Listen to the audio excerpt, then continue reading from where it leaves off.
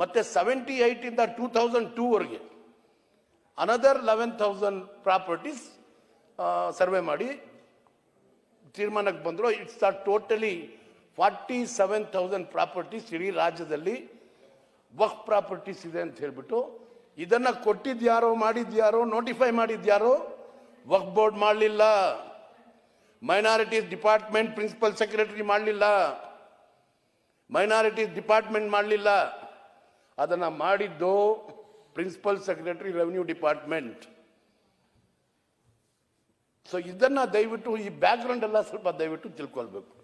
ಇದನ್ನ ನಾವು ವಕ್ಫ್ ಪ್ರಾಪರ್ಟಿ ಅಂತ ಹೇಳ್ಬಿಟ್ಟು ವಕ್ಫ್ ಬೋರ್ಡ್ ಕ್ಲೇಮ್ ಮಾಡೋಕ್ಕಾಗಲ್ಲ.